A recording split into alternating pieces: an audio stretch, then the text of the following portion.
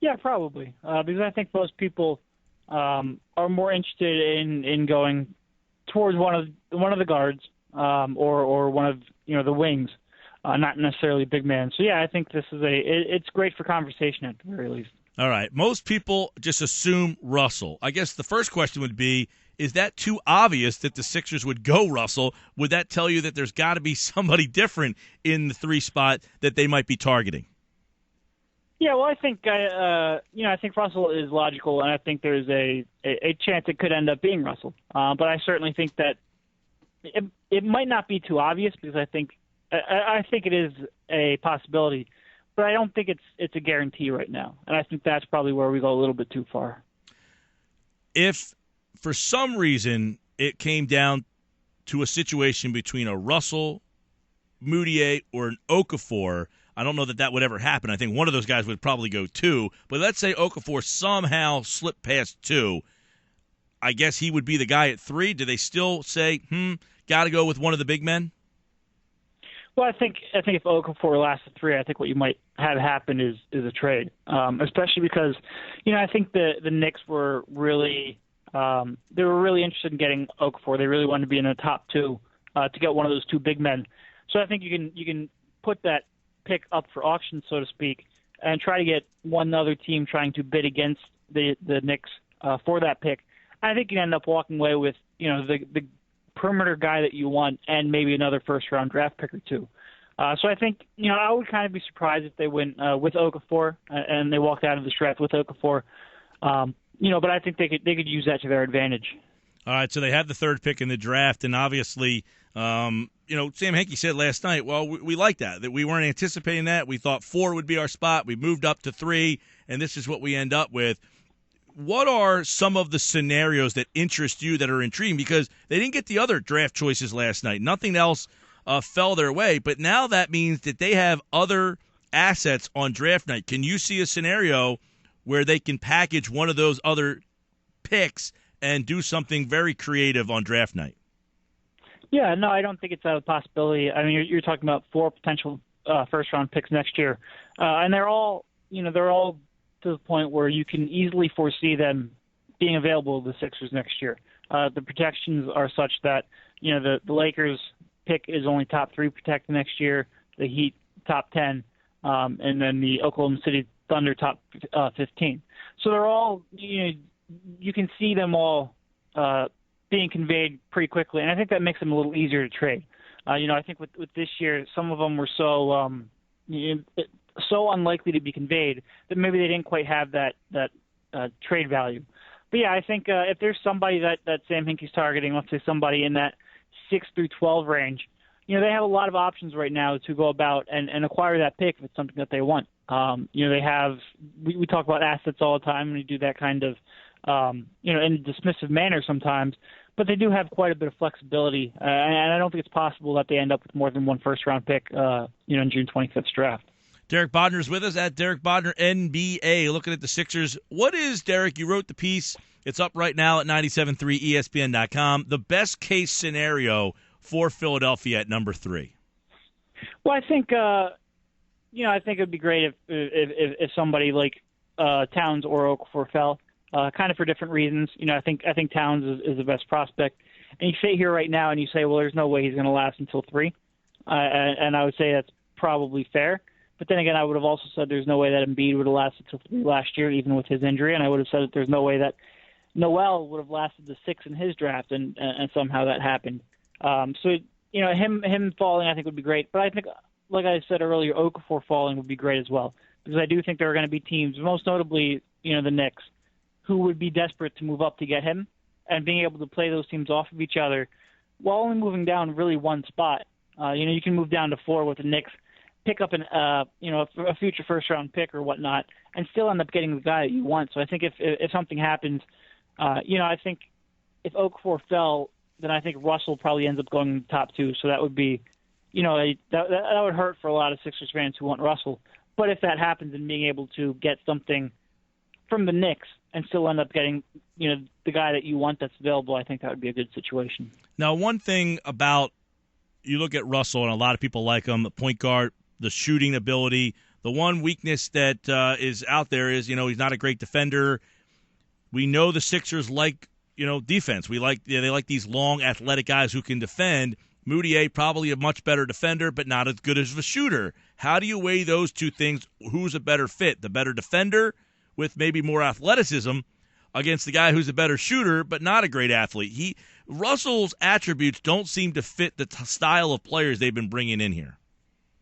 Yeah, well, certainly I think you can say that Mudiay projects as a better defender.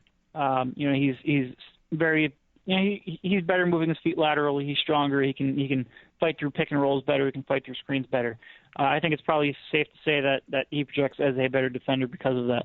But I think you can probably hide Russell's defense, because Noel and because Embiid are behind him a little easier than you could hide Mudiay's lack of shooting. And I think Mudiay's lack of shooting will, impact Noel and Embiid's ability to run their offense. And I think you just look at which one's going to make a bigger detriment on that side of the court. And I think you can possibly make the case that Mudiay's shooting could. But, I mean, it's a concern for both. In a perfect world, Russell would be a better defender or Mudiay would be a better shooter. And, as we know at the top of the draft, it's fair to say that Russell's defense is a very legitimate concern. All right, which of these guys, the Justice Winslows, the Mudiays, the Russells, which of them do you think will have more of an immediate impact for their team? I would say, it's possible that Mudiay might have more of an immediate impact. If you're expanding that to include the rest of the players available, Winslow could come in tomorrow and be an NBA level defender and probably hit down or hit open catch and shoot shots. He might make the most immediate contribution.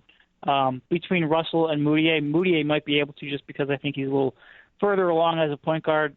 His athleticism will help him get shots early on in his career. So just between those two, I think it might be Mudiay. But if you expand that, then certainly Winslow has a type of game and a type of defense where he can come in and contribute right away. I know a lot of people just assume, that one of the safe picks would be Russell or maybe Mudiay, maybe Winslow. But at number 3, could you see a Porzingis or Hazonia become a hot name as we get closer to the draft tied to Philadelphia?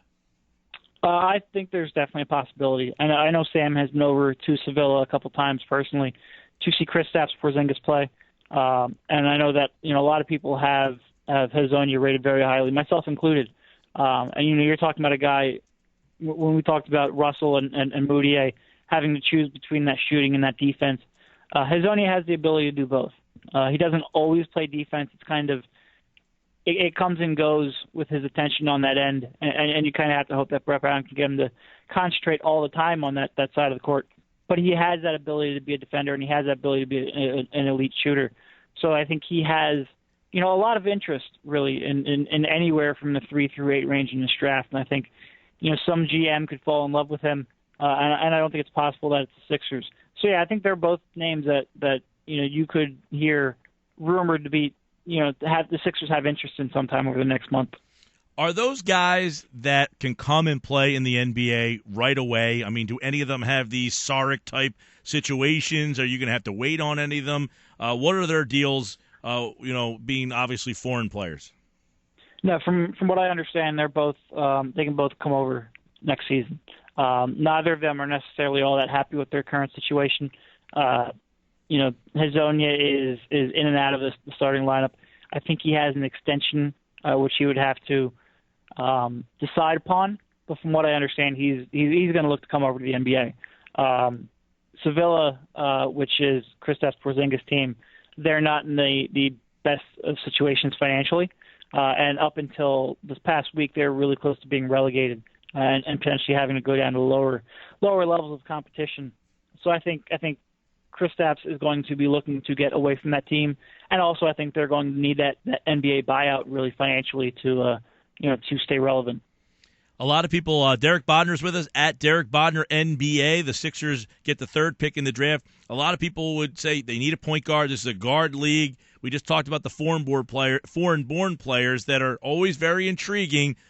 But what about Winslow? There's some people out there that think that he could be the jewel and the steal of this draft. Could he be the guy that doesn't get a lot of publicity but might be the surprise pick at number 3, or is he not a fit? No, I mean, I think he's definitely a fit. You talk about his defense, and he might be the best defender of this group that we're talking about.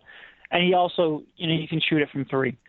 He doesn't do a whole lot shooting off the dribble. It's pretty much all from a catch.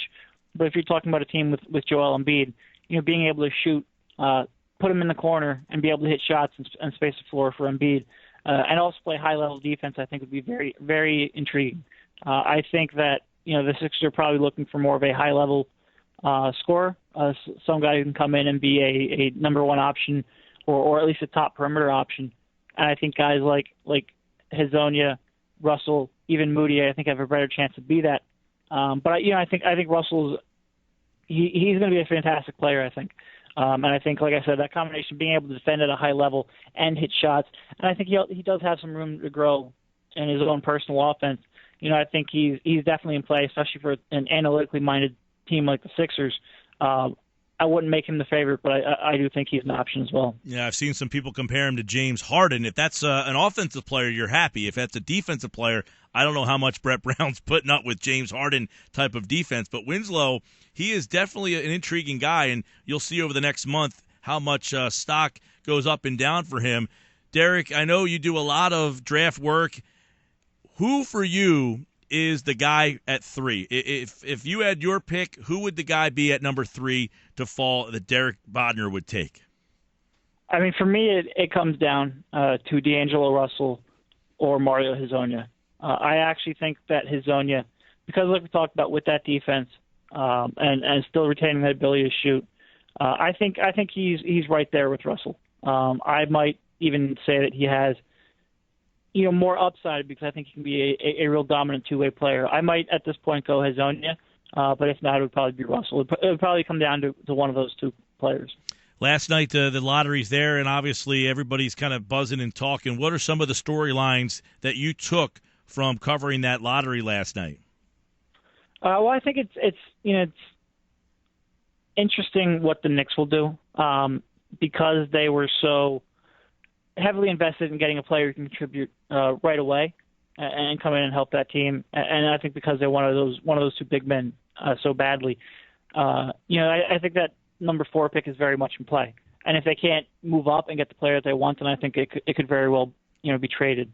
And I think watching that over the next month and really having that knowledge that they're not happy where they are in the draft and see how that impacts their leverage and what they can get for that pick or whether or not they can move up, I think will be interesting. And I think, what each of these teams at the top of the draft do with their pick will be interesting as well, particularly if Towns does end up going number 1 and the Lakers, whether or not they would go with Okafor. I don't think Okafor necessarily fits with Julius Randle, who they just drafted last year. I don't think you necessarily draft somebody to fit with Julius Randle, but by the same token, you have to really believe that Okafor is the best prospect. And I think if workouts come out and the Lakers start thinking that maybe Russell is as good of a prospect as Jahlil Okafor, would they maybe look to buck that trend and not go with the conventional Towns Okafor 1-2 pick and really throw things into a little bit of a frenzy. Those 2 picks to me, the Lakers pick and the Knicks pick, I think are going to be fun to watch. Now, Derek, you tweeted last night that you're going to watch every one of D'Angelo Russell's games against top 100 defenses at least 6 more times between now and June 25th. I seriously hope that you are kidding, and if you are not, you may be the most well-prepared guy that is coming into this draft, specifically on D'Angelo Russell. Well, I mean, there's a lot of time between now and the draft, so I'm sadly probably not kidding. But I mean, Russell's numbers against top defenses are not good at all. I think he shot something like 39% from the field against top 100 defenses, 34% from 3, had nearly as many turnovers as assists. So he really struggled against the better teams that he played. I'm about 80% convinced that that's mostly because of Ohio State's relative lack of offensive talent around him. And I think that, just really good defenses like that can zero in on a player like that and take him out of his game. But I kind of want to watch that and make sure that, it's more that he doesn't have the help, and not that he just couldn't get his shot off against NBA quality defenders. So let me ask you this. Yeah, I'm probably going to watch that a few more times, but 6 might be a slight exaggeration. Let me ask you this. What level of competition is better? The level of competition Russell faced in the Big Ten and in college, or Mudiay playing now a very limited amount of games in China? I believe he only played about 20, 25 games because he was hurt. Say again? 12 games. 12 games, so even less. So whose competition level was higher? Who do you put more stock into the level of competition? Well, I mean, Ohio State had just an awful out-of-conference schedule. I mean, they had one of the easiest non-conference schedules in the country, really. And, Mudiay was playing, against grown men and against professionals. And, each team really had two, former NBA prospects on it. So I would say probably Mudiay's level of competition was better. China is not the strongest league in the world. A lot of times you'll have, the one or two foreign players that each team has, and then a lot of not so great competition around them. So we have one or two like legitimate former, top tier NCAA players, borderline NBA players, and then just a steep drop off in talent. Whereas over in the ACB, where Kristaps Porzingis and Mario Hezonja played, to me that league is better than pretty much any college basketball competition that any of these guys play. You're talking about 27, 28-year-old men who were, a lot of times at one time high-level NCAA players, and who are, to me, that league has the best talent outside of the NBA. So China, Mudiay over in China wasn't playing against that level of competition, but I do think he was playing, if good competition, it's just a little too sporadic, a little too spread out. It's a little bit like Russell, honestly, where, some days he's playing against good competition, other days there's just guys who are completely and utterly physically overmatched.